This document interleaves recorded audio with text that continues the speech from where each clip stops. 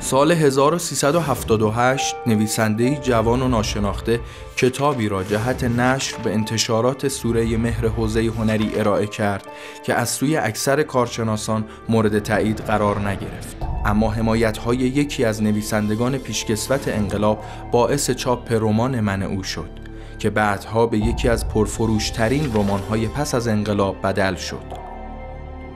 اما رضا امیرخانی اولین نویسنده و هنرمندی نبود که با حمایت امیرحسین فردی به شهرت می‌رسید.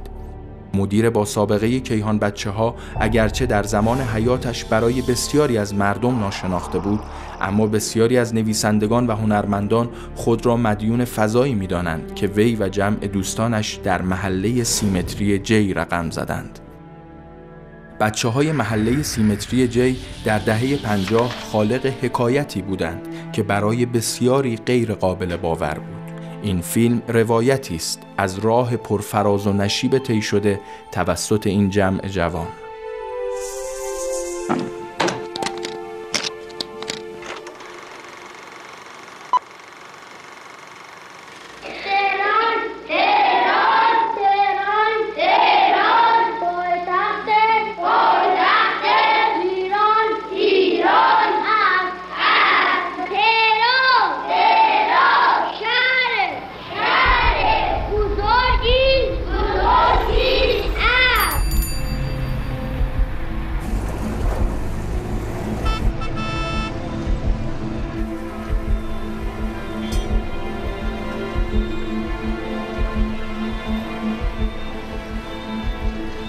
تهران دهه 50 را میتوان پرفراز و فرودترین دوره تاریخی این کلان شهر نامید.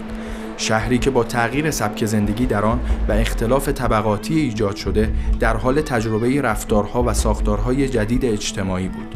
رفتارهایی که با باورهای سنتی این کلان شهر فاصله زیادی داشت.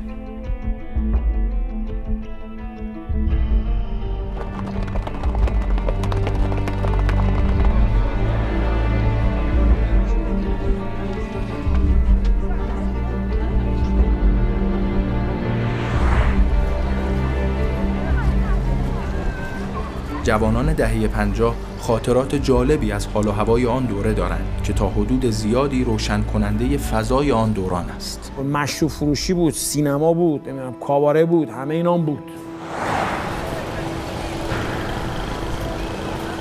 قشنگ یادمه که ته 16 متری ته خیابان باباییان که شده کمل، دست راست آبجوسازی شمس بود.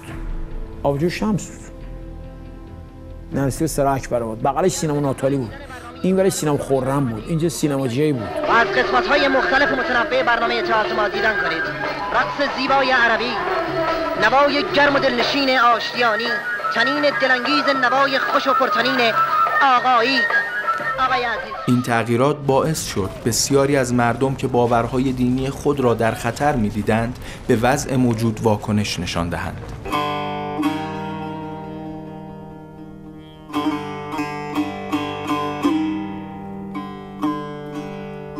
دهه 50 اتفاقی افتاد در ایران، هم پایه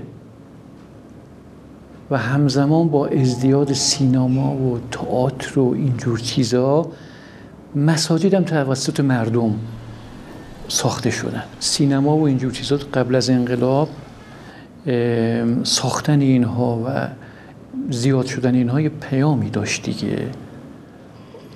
سینمای نامربوط با فرهنگ ما، یه سینمایی که میخواست ارزش‌های اخلاقی ملت از بین ببره. این همه هدف سینمای قبل از انقلاب همین بود. و مراکز فسق و فجور و اینا توسط دولت حمایت میشد و اینا ساخته میشدن. همزمان با اینها مردم هم دست به کار شده بودن، مسجد حسینیه میساختن. یکی از این مساجد مسجدی کوچک در محله سیمتری جی بود که بسیاری از جوانان آن دوره را با سلیقه‌های مختلف دور هم جمع کرده بود. یک کتابخانه به نام اسلامیون راه اندازی کردیم. مرغ ازش درست کردیم. بالاخره یک کاغذی درست کردیم، پشتش چسبوندیم، رفت و آمد این کتابا. توی محل شروع کردم به بچه‌ها کتاب دادن. بچه‌ها خیلی خنده‌شون می‌گرفت. من وقتی کتاب دیر می‌آوردم بهشون جایزه میدادم. بهشون گفته بودم اگر شما کتاب مطالعه کردین خلاصه کتاب نمیشه یه اجازه دیگه بهتون میدم. آقا هادی اولین کتابی که به من داد گفت این کتاب باید بخونی، جلسه بعد که اومدی نتیجهشو بگی، اگه نتیجه خیلی خوبی نوشته بودی بابت این در واقع داستان یه کتاب جایزه میگیری. اینطوری در واقع گفت. بعدم رفتیم بالا، اولین بار بود که مواجه شدیم با چهره مهربان و صمیمی و گرم و تاثیرگذار استادمون امیرحسین فردی. آقای فردی اون موقع جزء محورهای اساسی مسجد و کتابخونه بودش. اون موقع جلسات قصه گویی داشت، به معنی اینکه قصه رو میخوند و بعد میگفت که مثلا 100 تا 100 و چند تا بچه‌ای که اونجا بودن مینوشتن و بهترین ها رو جلسه بعدش در واقع میگفت مثلا از این 100 نفری که این کتابو خوندن، این داستانی که من تعریف کردم و خوندم اینا هستن، بیان اون افراد می اومدن میخوندن و گفتگو میکردن با بچه‌ها، یعنی با یه تیر چند تا نشون میزد. یه تیم فوتبال درست کرده بود به نام جواد الائمه. اونایی که گرایش ورزشی داشتن می اومدن از طریق ورزش تو مسجد نماز میخوندن.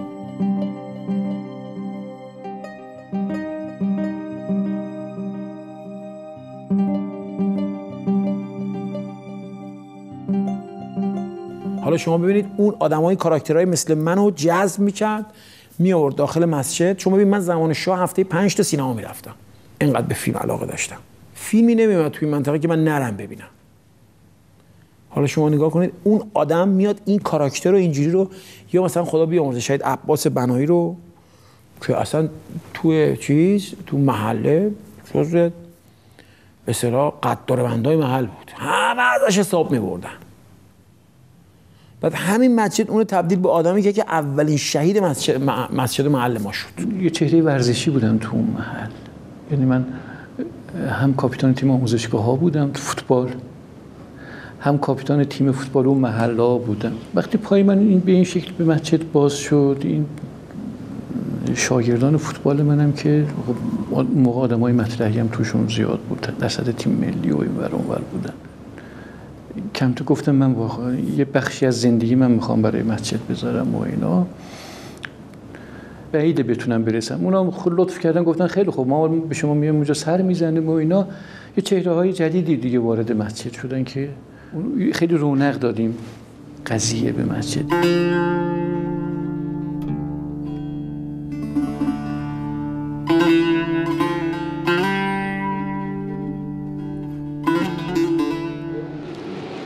کاملا جلسات تو همینجا برگزار میشد. البته اینجا یه ذره الان دوستان آبرومندانه ترش کردن، چون این رنگ و اینا اینجوری نبودش، خیلی ساده تر در واقع بودش.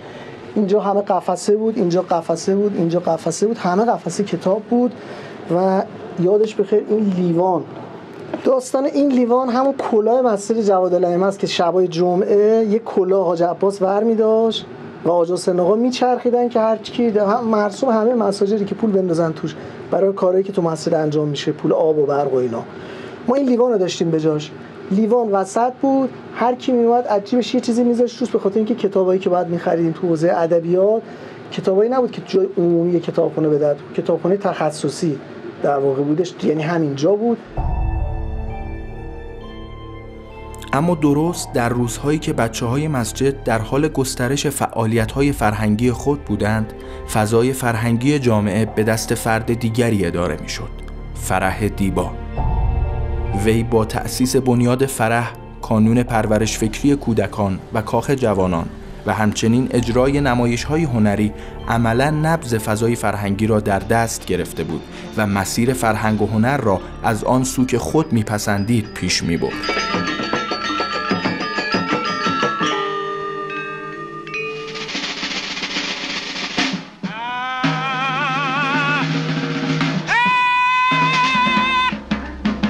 وی در این راه از حمایت کامل دربار و دولت نیز برخوردار بود و هم اعلیحضرت هم شرکت نفت البته هم دولت کمک می‌کردند که ما به آرزوهامون برسیم. اما این آرزوها و جلوه‌های هنری آن با آرزوی بچه‌های مسجد فاصله داشت. در چنین فضایی که حمایت هیچ یک از نهادهای دولتی شامل حال بچه‌های مسجد نمی‌شد، با آمدن نیروهای تازه نفس بچه‌ها دست به فعالیت‌های نو در قالب‌های هنری می‌زدند. 1 سال بعد از اون که من اومده بودم آقای سلحشور اومد. ما با آقای سلحشور هم کلاس بودیم. حالا ایشون عرض کنم قاری قرآن و نمیدونم این چیزهای دبیرستان بود، من کاپیتان تیم فوتبال دبیرستان بودم. با این حال خیلی با هم دوست رفیق بودیم. منزلمون تقریبا نزدیک بود، با هم میرفتیم و میومدیم اینا. منتها اینکه الان خدمت شما عرض میکنم بعد از دیپلم گرفتن و بعد از اینکه من دیگه چند سال ایشونو ندیده بودم، ایشون منم ندیده بودم، فیلم تو مسجد دیدمش که فرج اینجا چیکار میکنی؟ خندید گفت تو چه اینجا چیکار میکنی؟ هیچی دیگه فهمیدم که ایشونم اومده و اینجا دیگه گفتیم خدا شما گروه سرود چیز بکنه، صدات خوب بوده گروه سرود تشکیل بده. حالا اردو میبردیم، می‌بینیم مثلا یه 60-70 تا بچه‌ها رو 100 تا بچه‌ها رو کمتر بیشتر جمع می‌کردیم، می‌رفتیم اجازه پدر مادرشون می‌گرفتیم می‌بردیم. یه چشمه‌ای بود و آبی بود و بچه‌ها رو می‌رسیم بالای تپه‌های نگاه کنن که چیزی غریبه چیزی نیاد. اما یه سرودهای انقلابیمون رو اونجا می‌خوندیم. ای کارگر ای برزگر قسم به آن پیامبری که بوسه زد به دست تو که فتنه ها شده به ما به خاطر شکست تو ز حق تو نهاد مطرف زمان چه گنج ها کران پاکران به نام تو که فتنه ها به پا کند رفیق ما شریک دیگران تو جلوگاه انقلاب سرخ احمدی توی تو مظهر سلامت محمدی تو مظهر حلاج و این بچه‌ای که رفته اردو و این خاطره را دیده 10 نفر دیگر هم با خودش می آورد. پدر مادرها میمدن واقعا التماس بچه‌های ما رو اسمش رو تو کتابخونه بنویسید. اینقدر برای ما ارزش داشت، اعتماد می‌کردن. من میتونم به طور قطعی به شما عرض بکنم در سالهایی و در ماهایی از سال بدون تردید کتابخانه و مسجد جوادالائمه خانه اول بچه‌ها بود، خونه‌شون خونه دومشون بود.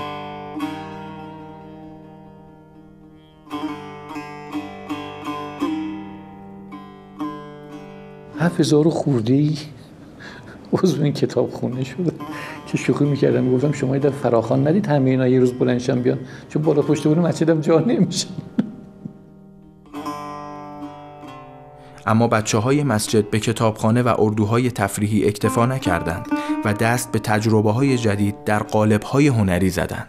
بعد که آقای فردی مشغله فراوانی پیدا کرد، کار قصه خوانی خودش رو تحویل یه آدم بی‌نظیر داد به نام بهزاد بهزادپور.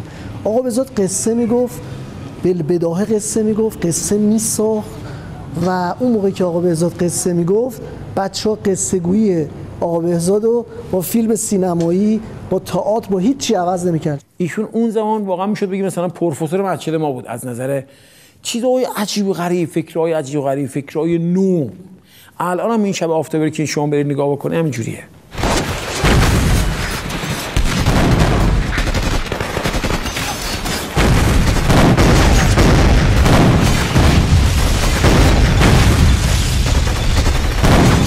خود ما هم واقعا جذب می‌شدیم، یعنی بهزاد در یک لحظه چندین نقشه‌ای ایفا می‌کرد، بازی می‌کرد و باورپذیر می‌کرد همه این حوادثا. تو همین قصه گویی‌ها من خیلی چیزا رو دستگیرم شد، چون مخاطبم جلوم بود دیگه. در حین قصه گویی خیلی از قواعد و باید و نبایدهای قصه سرایی و قصه گویی و سناریو نویسی تو اون قصه گویی برام روشن شد. یه موقعی 300-400 نفر شرکت میکردن تو جلسه، کسی جمع نمیخورد. بهزادم با همه هنرمندیایی که داشت صداشو تغییر میداد، تون صداشو بالا پایین میبرد، میمیک چهرهشو عوض میکرد. یعنی من شاید مثلا 1 ثانیه از شنوندم جلوتر بود ذهنم. میتونید تصور کنید وقتی قصه داشتم میگفتم 1 ثانیه 2 ثانیه جلوتر بودم. پایه‌گذاری تئاتر که تئاتر گندم‌های خونین اولیش بود تو هم مسجد جوادالائمه اتفاق افتاد.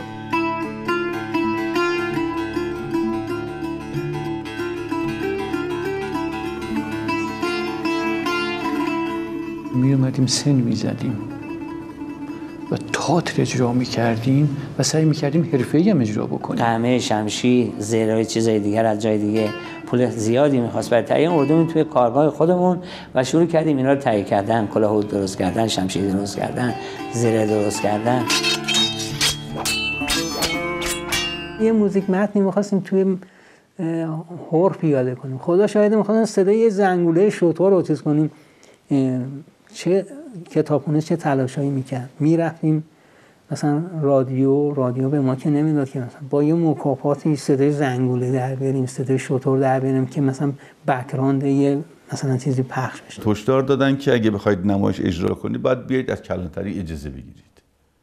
بعضی از بچه‌هام ترسیده بودن، گفتم بریم اجازه بگیریم. گفتم که نه، ما برای موسیم با اجازه یزید گریه نمی‌کنیم. سرودی رو مثلا بچه‌ها گفتن که سرود انقلابی بود.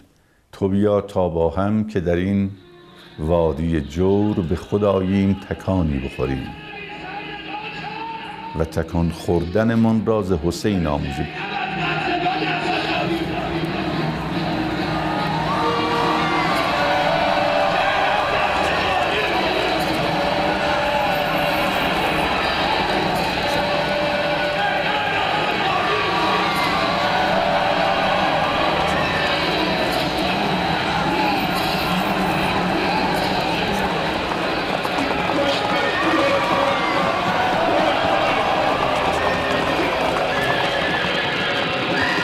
برای اولین بار بعد از اجرا من دیدم که ماشینای گارد ریخته و گاز اشکاور رو ساواک ریخت وسط نمایش، ریختن به هم و گفتم باید خالی کنید و مردم هم مسجد ریختن بیرون. من تنها چیزی که توی تئاتر دیدم اونجا بود و خیلی منو گرفت، خیلی گرفت. از پشتش هم نگاه می‌کردم گفتم که عجب چه قدرت هنر، چقدر قویه، چقدر تأثیر هنر رو مردم نافذه و در مقابل دشمن چقدر تأثیر قرار میگیره و حالش بد میشه. تو حیات مسجدم جا نمیشد. بزرگا می اومدن، پدرها و مادرها می اومدن و احساس میکردن در اسلام دین زنده و بروزیه، قویه. یعنی سینما و تئاتر مال بیدینا نیستش، ما هم میتونیم به نحو احسن از این استفاده بکنیم. رفتم خونه نشستم، نمایشنامه گندمای خونه نوشتم، گفتم کارگردانی میکنم، حالا نمیذارید. بعد یادم با دو چرخه افتادم دنبال بازیگر پیدا بکنم، اون بر بازیگرا رو پیدا کردم و تو خونمون تمرین کردیم. مثلا حسین یاری جزو بچهای گندمای خونین بود، تو گندمای خونین بازی کرد حسین یاری.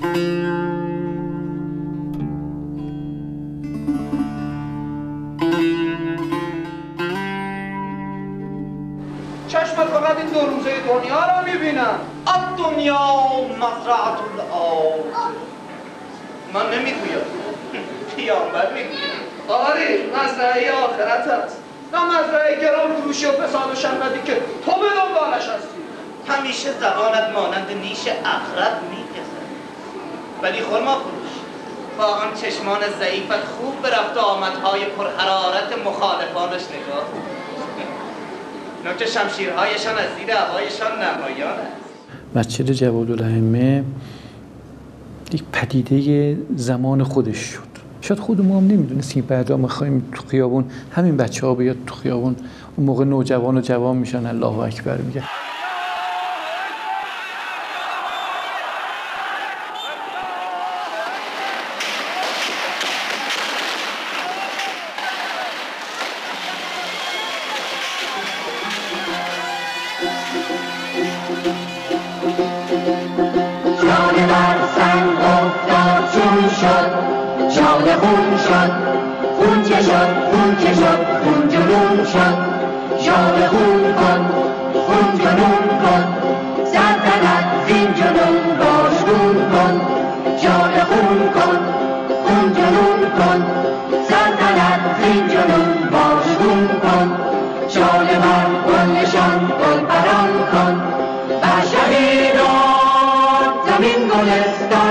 خوب دیگه من چشممون با آسمون خدایا بالاخره این همای وقت ما میاد نمیاد. یکی از زیباترین صحنه‌های زندگیم همین بود که هواپیما را دیدم. آب پاشی کرده بودن خیابونا، گل وسط خیابون گل چیده بودن.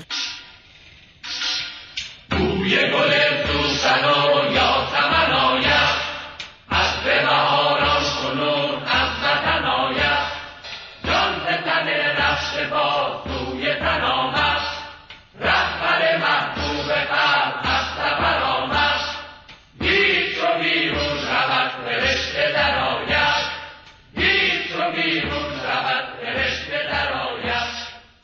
وقوع انقلاب باعث شد تعداد زیادی از بچه‌های مسجد گستره فعالیت خود را افزایش داده و با حضور در حوزه اندیشه و هنر اسلامی که به پایگاه هنری نیروهای انقلابی بدل شده بود، تجربه‌های جدیدی را در فضای فرهنگ و هنر فرا گیرند. خب بچه‌های مسجد هم یه سریشون تعداد زیادیشون اومدن حوزه. بچه‌های مسجد جواد العلمی اومدن حوزه. چه تو قسمت اداری، چه تو قسمت هنری، چه تو قسمت تدارکات. همین 4-5 تا مسجدی که سراسر تهران بود، اینا رو آوردیم توی حوزه هنری که تقریبا میشه گفت مسجد محور و مادر که از همه فعال تر بود اما مسجد جواد الائمه بود. اصلا نگاه ما برای تأسیس حوزه این بود، ما هم چیزی مثل سپاه و جهاد در عرصه هنر باید به نظام کمک بکنیم، پشتیبان نظام باشیم و به نیازهای نظام تازه پاسخ بگیم.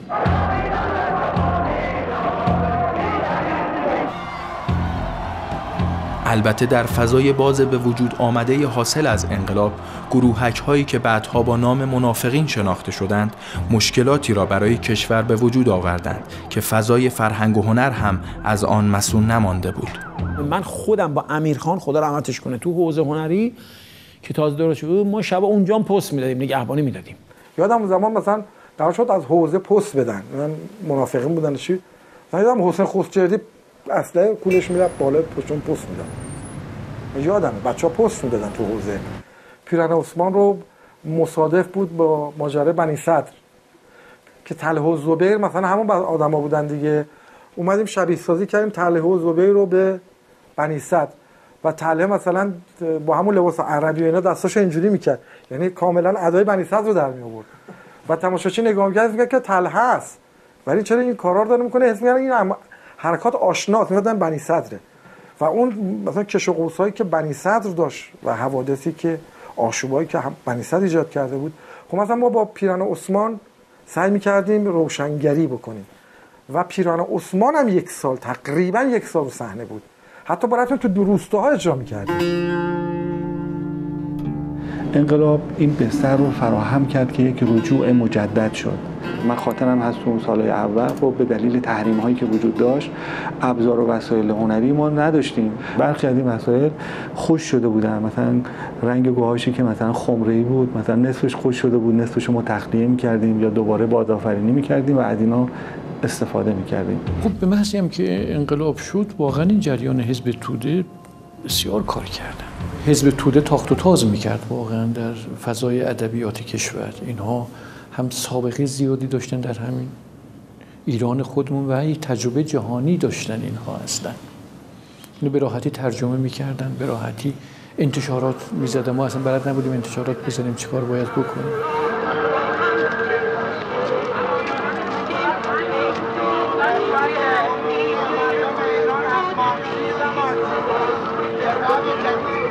بچه‌هایی که در مسجد جواد الائمه با من کار کرده بودن و داستان نویسی یاد گرفته بودن، اولین نوشته‌هاشون رو اینجا تو این جنگ چاپ کردن و البته در جنگ‌های بعدی چهره‌های جدیدی اومدن از این ور اونور کار فرستادن، ما چاپ کردیم. لذا فکر اولیه جنگ بچه‌های مسجد در همون مسجد جواد الائمه در ذهن من شکل گرفته بود. مثلثه حافظ رضایی، خانه عنکبوت کار من بود، غریب کار آقای نادری بودش. و خاطرم هست بچه‌ها این کتاب که چاپ شد به قیمت 4 تومن، چون کاملا یه چیزی از متن انقلاب در اومده بود. خود بچه‌ها اینو تو نماز جمعه میفروختن و همون چاپ اولش که 5000 تا بود همون تو نماز جمعه فروش رفت. این برای اولین بار بود که در فضای ادبیات انقلاب اسلامی یک چنین جریان ادبی داشت راه می‌افتاد.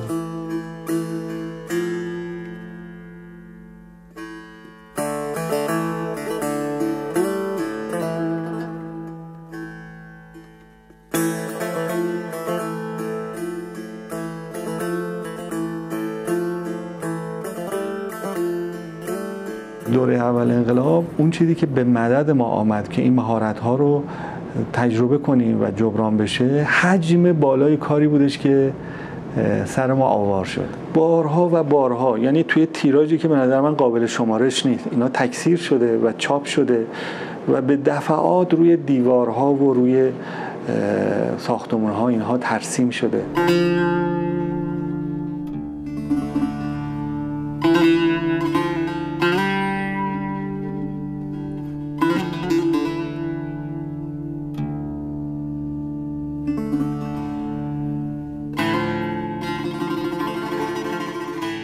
یه نمایشنامه رو بردیم منطقه، مرشد و بچه مرشد بود که خدا رحمت کنه، اکبر قدیانی مرشد بود و من بچه مرشد بودم. فرم رو که تو کلیت نگاه می‌کردی همون پرده بود. اون به این شکل بودش که کاظم چلیپا اونو کشیده بود. ببین چه کارای چه چیزه.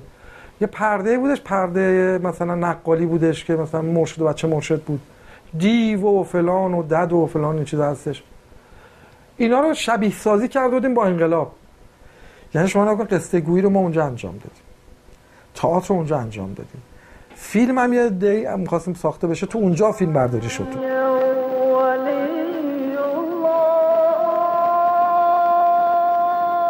والا منم هی بهش گفت سلام برادر. سلام.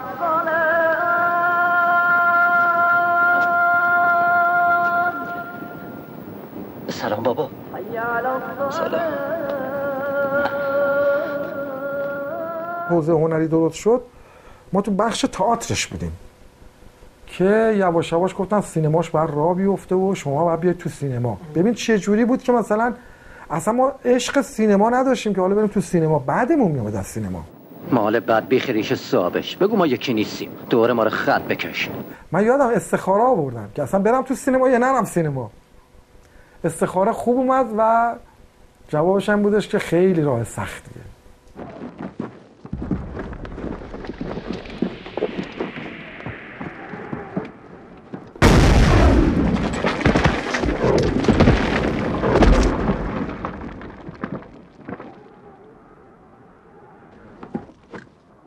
خب کارگردانی هم با فیلم معبر شروع شد.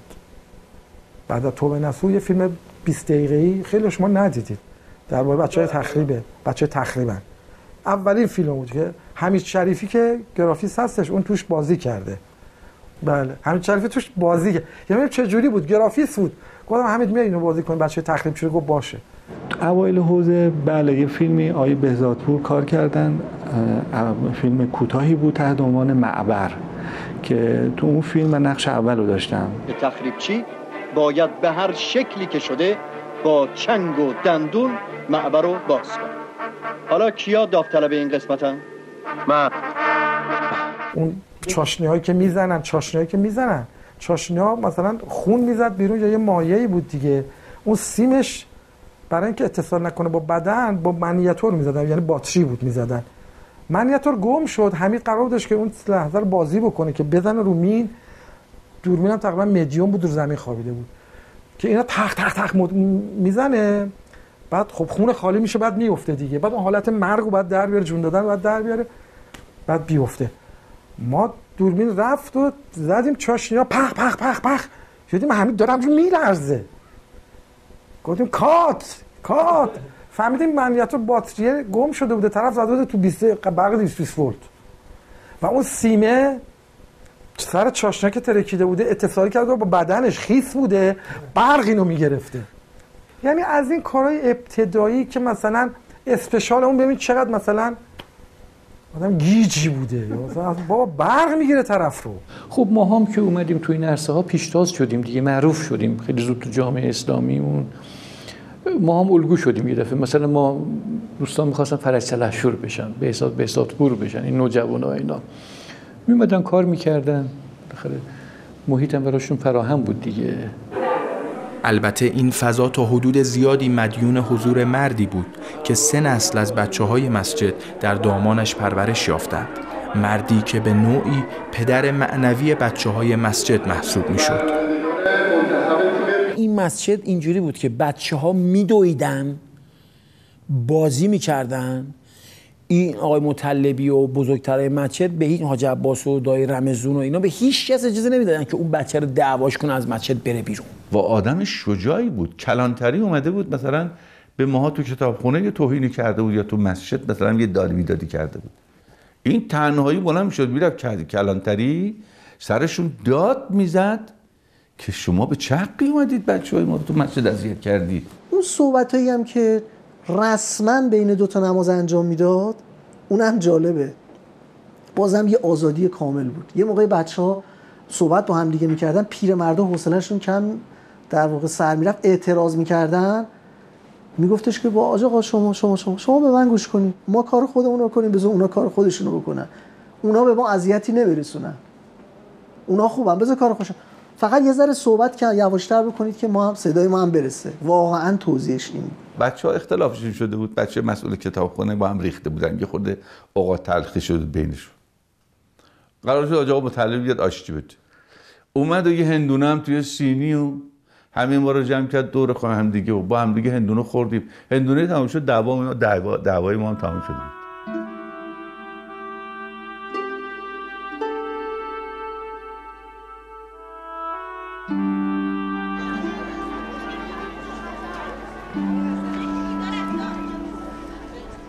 با شروع جنگ تحمیلی بسیاری از بچه‌های مسجد حضور در جبهه را به فعالیت هنری در شهر ترجیح دادند. اومده بودن کل انقلاب از بین ببرن. حالا شما کل انقلاب وقتی قراره از بین بره که نمیتونی بیای بشینی نویسندگی کنی، که اول باید بری کلش حفظ بکنی، حالا بعد بیای کار دیگه‌اش انجام بدی دیگه. تو مسجد ما می‌بینید یکی از مساجد بود که با حضور گلعلی بابایی که از بچه‌های بسیار اصیل مسجد ما هستش، همیشه گردان‌هایی مثل گردان مقداد، گردانی مثل گردان مالک، اینا پروپیمو بچه‌های ما توش حضور داشتن. ما هر عملیاتی مسجد ما 6 تا 7 شهید رو شاخش بود. دیگه کمترین شهید 4 تا بود. اینقدر بر بچه‌های درجه 1 دیدیم شهید شدن. و الان دوچار کمبود مرد هستیم.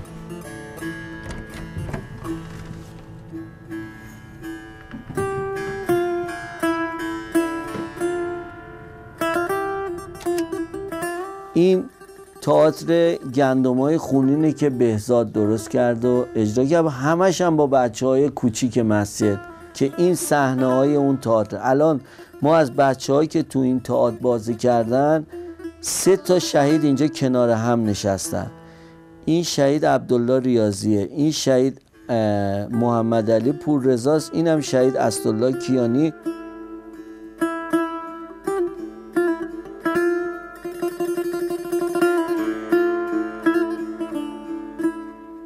حبیب غنی‌پور تو گردان ما نبود، اینجا دید همه دارن باش روبوسی میکنن، ایشون اومده بود گردان سر بزنه، گردان مسلم بود. ما داشتیم میرفتیم برای عملیات، اونا تو احتیاط بودن. اون روز اومده بود گردان که با بچه‌ها خداحافظی کنه و دیگه دیدار داشته باشه. ایشون خب یکی از اعضای فعال جلسات داستان نویسی بود. خیلی مطالعات گسترده‌ای میکرد، خیلی علاقه نشون میداد، زیاد مینوشت و یه آینده خیلی خوبی در ادبیات داشت. شهید غنی‌پور هم تنها پسر خانواده بوده. پدر شهید غنی‌پور یه بار درد و دلی گفته بود این حبیب که این همه میره جبهه و میاد، اگر شهید شه دیگه نسل غنی‌پور به شهادت تموم میشه میره.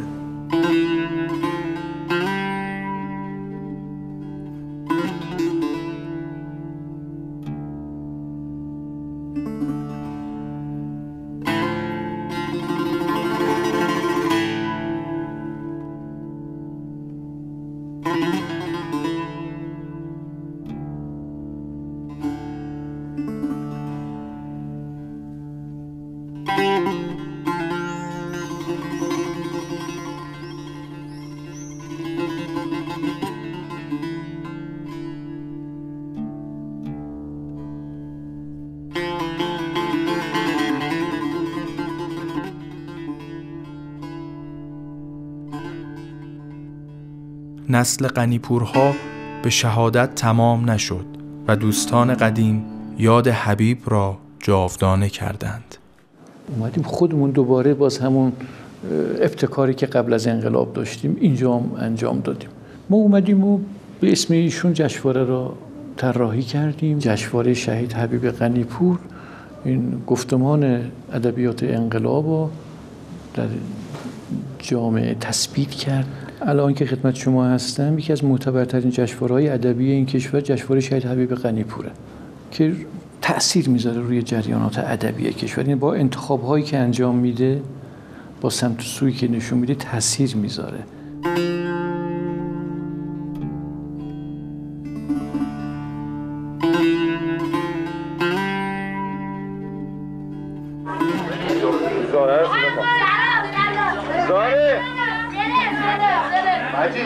بچه‌های مسجد کماکان مسجد را رها نکردند و جلسات قصه نویسی و گرده ها مانند قدیم برقرار است.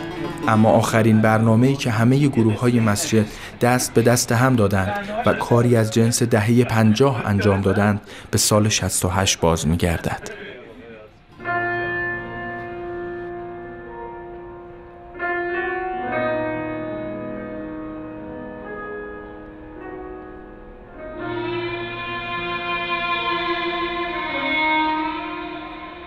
چهلم رحلت حضرت امام ما یه مراسمی داشتیم که آقای فردی و آقا بهزاد و حمید شریفی و همه بچه‌های مسجد جمع شدن یه کار فوق‌العاده بی‌نظیر از جنس مسجد جوادالائمه انجام دادیم.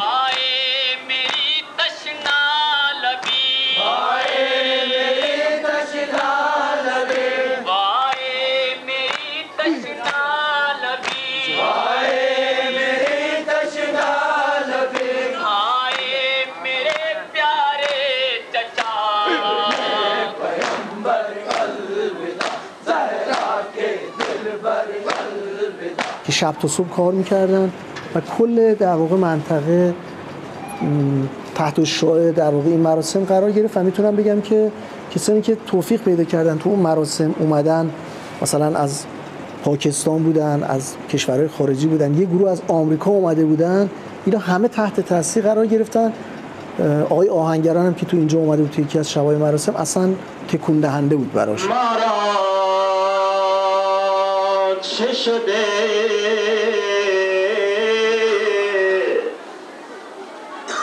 مرگ تو دیدیم و نمردیم،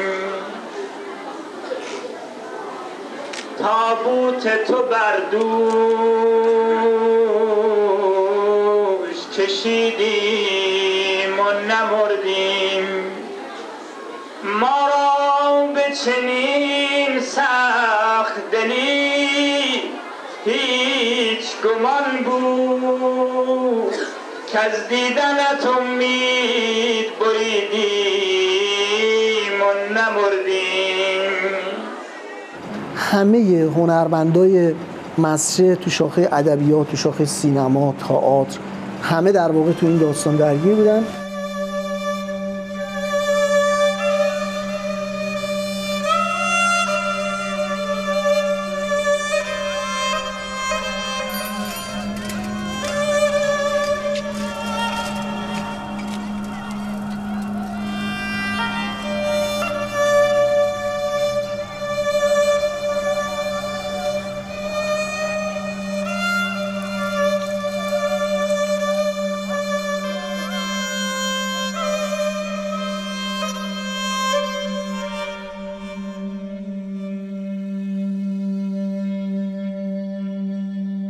راز موفقیت مسجد جوادالائمه به روز بودنش بود.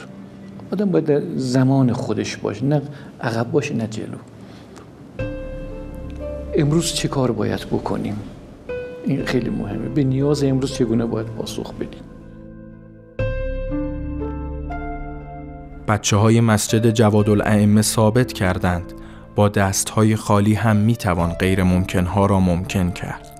آنها در هنر انقلاب هموار کننده راهی بودند که همچنان رهروان خود را دارد. راه پرفراز و نشیبی که طی شده اما هنوز تمام نشده.